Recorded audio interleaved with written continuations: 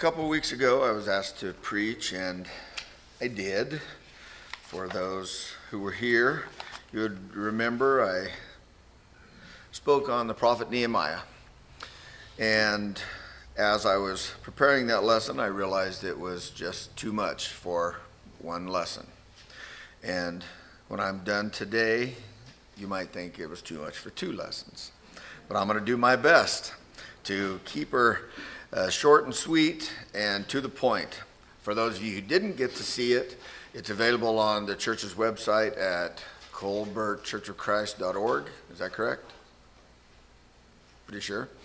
And so I would invite you to go look at that sermon, because there is a lot of more information there that I won't get into today, but we will recap the lesson briefly, real quick, so that we can have it fresh in our minds for the second half of it. So first, Nehemiah was an Israelite who was born in captivity. He grew up in an idolatrous Persian court. He was a man of great importance to King Artaxerxes. He was cupbearer to the king himself. He grew up in much luxury. Now some men came from Jerusalem, and they came on business with the king, and they met with Nehemiah, and he inquired of his homeland. And when he heard of the city ruin and how his people were struggling and in need, he was touched and vowed in his heart that he would help. He was a man of great faith. So, as all men of great faith do, he began where we all should, in prayer. He confessed the sins of the people and his own sins. He prayed continually for months until getting permission from the king to go to Jerusalem and rebuild the walls. He went. He gained the support of the people and met with much opposition there, but he did not let himself get distracted. You remember our two villains, Sanballat and Tobiah, who kept sending him letters, inviting him down to the plains of Ono for friendly discussions so that he would stop his work. He never got distracted. The walls were completed in 52 days. We concluded that lesson with these 3 points. Number 1, Nehemiah started in prayer.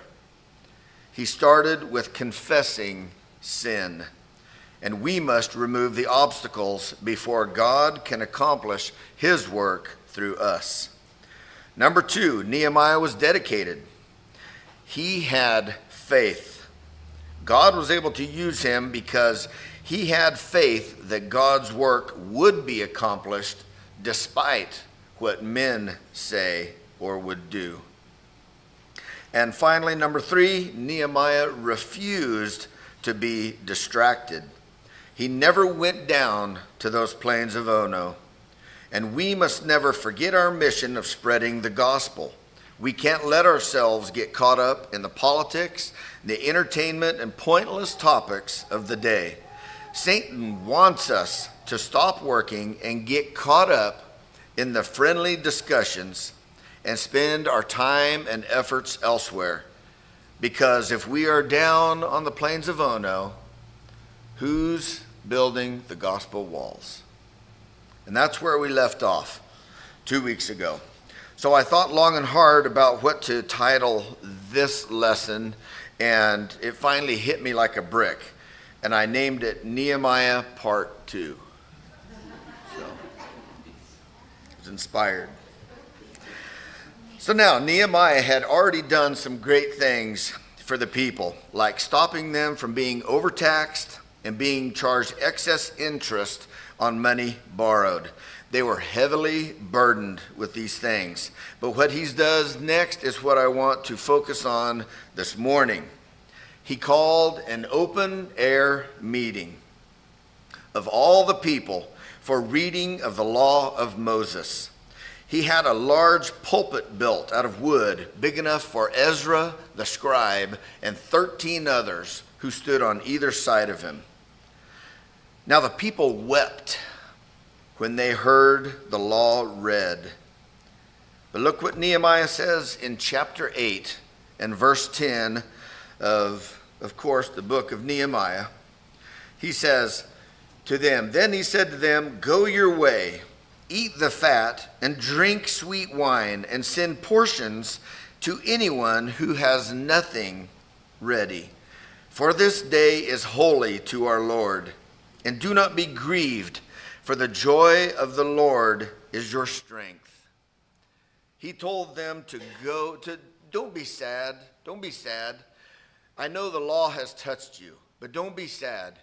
Go home, eat, enjoy the things that you have, and share with those who are less fortunate. He did not forget the poor once again, reading the Bible and helping those less fortunate. A combination of faith and works will always bring joy into our lives. Now, chapter 9 is all about the people doing what all people should do before we can begin our work with God. They confessed their sins. They heard the law just read, and it touched them, and they knew they needed to remove the obstacles. Then Nehemiah began to govern the city and correct the existing abuses that he found there. He called together about 50 priests and scribes and elders to sign and seal a written covenant.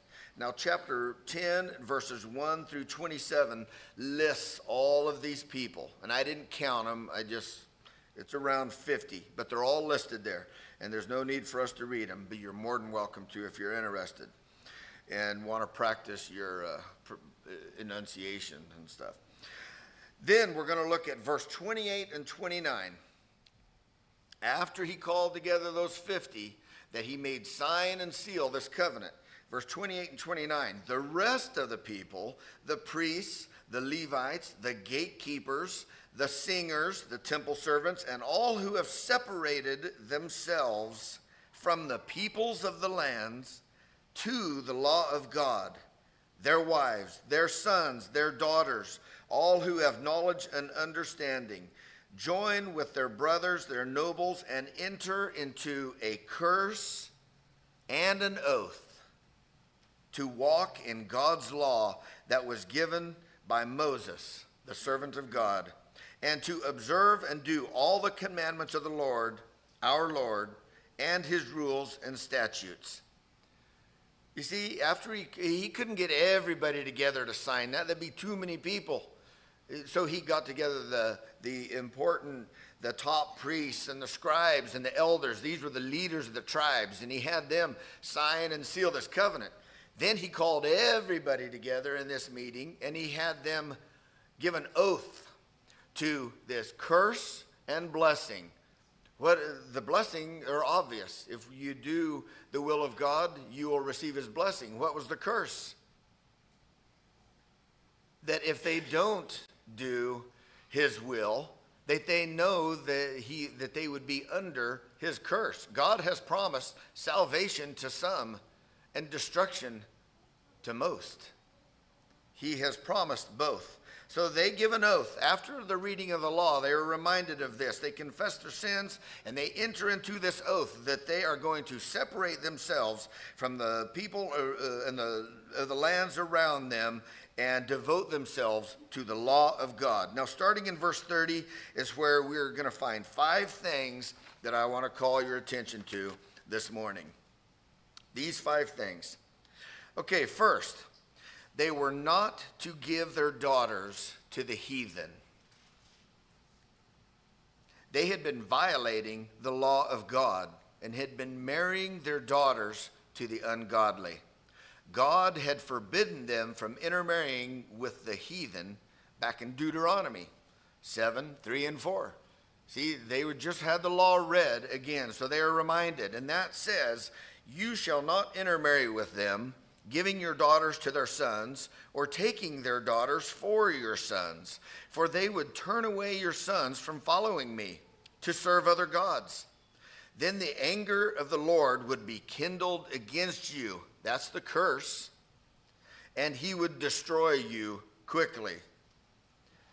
Now, I don't believe it's just talking about that we can not only apply this to just marriage, but in all aspects of our life. And we're going to talk about that a little bit. But I have seen many Christians lose their power by being identified with the ungodly. If we truly want the blessing of God to rest upon us, we need to be very careful of our alliances. The Jews got into trouble every time when they started marrying the nations around them. The houses of Ahab and Solomon lost their kingdom by that very sin. It was the cause of the overthrow of David's kingdom. Families who marry godly to the ungodly, for whatever the reason, whether it be wealth or power, fame, attraction, etc., it doesn't matter, whatever the reason, always bring distress into the family, and God clearly objects to it. Second thing, he made them sign and seal in covenant. We find that in verse 31, that they would keep the Sabbath, that they would not buy on the Sabbath. Now think of Nehemiah, brought up in a heathen court where they had no Sabbath, brought up in that atmosphere and coming to Jerusalem and enforcing the law of Moses. What parents he must have had, born in captivity, to teach him that kind of faith.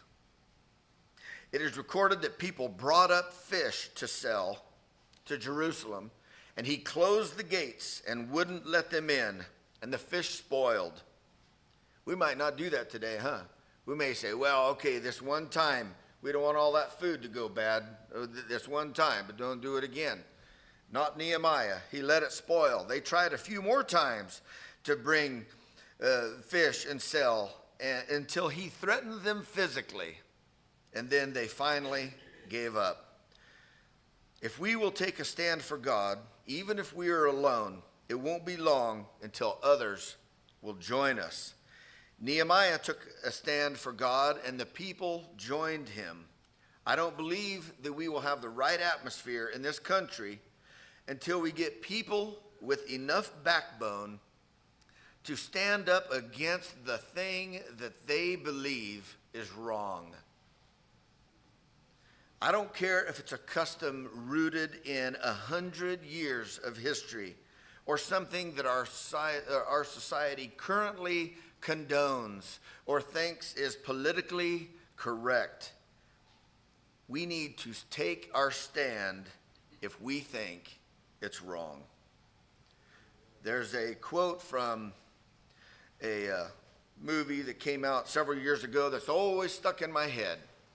And it goes like this. It says, "Now we must all fear evil men, but there is another kind of evil which we must fear most, and that is the indifference of good men." That's when evil creeps in, when good men do nothing.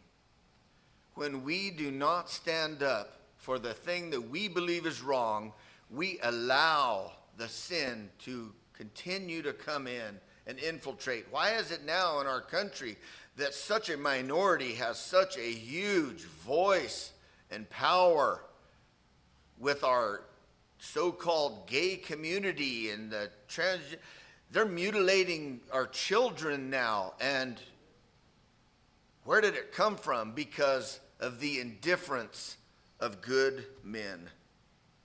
A young convert once asked his preacher, "Now that I'm converted, must I give up the world?" The preacher said, "No, you haven't got to give up the world. If you give a good enough testimony for the Son of God, the world will give you up pretty quick. They won't want you around." We need to take our stand with God.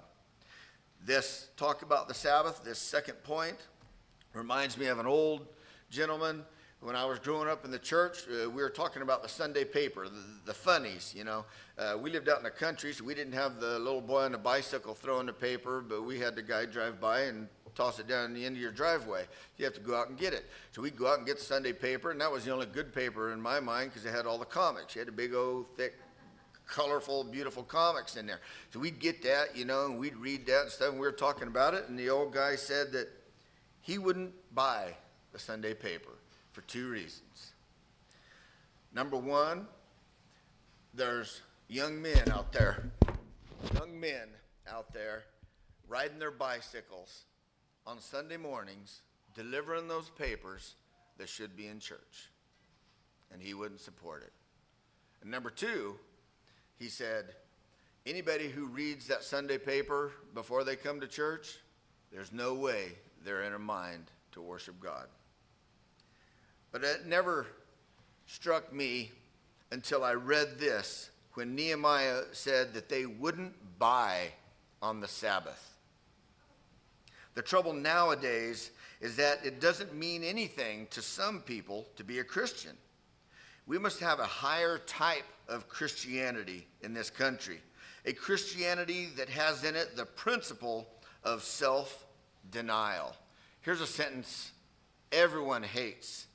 We must deny ourselves. And they hate the guy who said it. In Matthew 16:24, then Jesus told his disciples, if anyone would come after me, let him deny himself and take up his cross and follow me. If we want power and the blessing of God, we must be separate from the world, and we must not desecrate the Lord's day. Third, this is also found in verse 31. They were to give their land rest. Now, for 490 years, they had not let their land rest. So God took them away to Babylon for 70 years, and he let it rest. A man who works 7 days a week cuts years off his life. In my trade, we have those type of jobs all the time. We can choose to work those jobs. A lot of people do because they get some time off in between jobs, but we go work shutdowns that are 7/12s, and I've done it for months, and as all you can think about is work and sleep. That's all you can focus on to get through working 7 days a week, 12 hours a day, especially away from home. Even when I was home, I come home and sleep. We cannot rob God of time.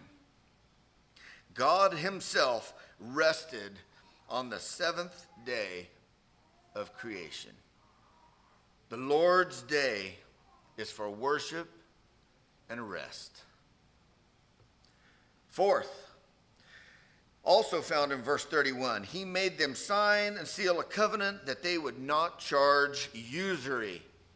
Now, in today's definition of usury, it is the illegal use of taxation, like in excess amount. We would call it something like a loan shark, or these pawn shops and stuff, and they take advantage of people illegally.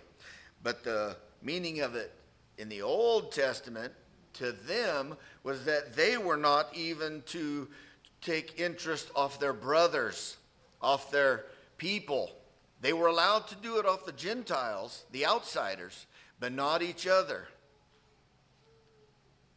We're going to read about this in Deuteronomy 15, 1-5.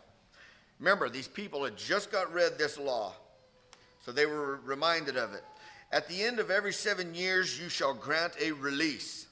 And this is the manner of the release. Every creditor shall release what he has lent to his neighbor. He shall not exact it of his neighbor, his brother, because the Lord's release has been proclaimed. Of a foreigner you may exact it. But whatever is yours is with your brother, your hand shall release. But there will be no poor among you, for the Lord will bless you in the land that the Lord your God is giving you for an inheritance to possess, if only you will strictly obey the voice of the Lord your God, being careful to do all this commandment that I command you today. Boy, we need that today, don't we? They were just grinding down the poor. Does that sound familiar? Today, the rich get richer, the poor get poorer. I went to college for a brief time, and I went long enough to see this happen because it happens on the first day of college. There are people standing there handing you credit card applications when you walk in, and every one of those kids grabs it and says, "Whoa, look at this. I got some free money." And they start them off right, in debt. And they fight the rest of their lives to get out of that debt. Just think if every 7 years that we could have a do-over. How many times would we would we enjoy a do-over? So we could say, man, that was dumb. I'm not doing that again. But we have to fight and claw under this oppression, things that we have done that we may never, ever get out of. We will die in our debt. I believe this is one of the reasons this country is in such a wretched state. Because the rich get richer and the poor get poorer. And there are people right here in our country hungry and starving. But not according to Deuteronomy. They do this because there will be no poor among you. I believe it's a problem not only here, but all over the world. Fifth and final thing, they had to sign and seal in covenant, and the people gave oath to. We're going to find this in verse 35. They were to give a tenth, the first and the best. Now, as long as Israel did this, they prospered. But when they turned away and they were selfish, they didn't. You can look through history and look around today and see the same thing happening around us. As long as men keep God's law, as long as they are giving and they respect God's testimony, they prosper. But when we turn away, like Samson, we lose our strength and have no power. Okay, we're going to summarize what we have talked about this morning. These 5 things that he made them sign and seal in covenant. First, they were not to give their daughters to the heathen. And the reason I think this concept goes far beyond marriage is because of what we are told later in the New Testament. 2 Corinthians chapter 6 and verse 14 says, "Do not be unequally yoked." I believe that is in any capacity with unbelievers. For what partnership has righteousness with lawlessness? Or what fellowship has light with darkness? Can those analogies be any clearer?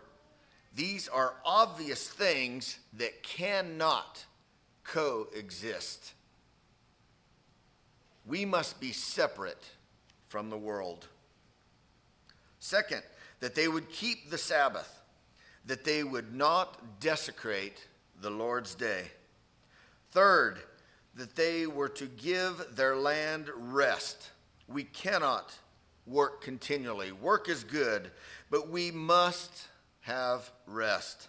God himself rested on the 7th day of creation. The Lord's day is for worship and rest. Fourth, that they would not charge usury.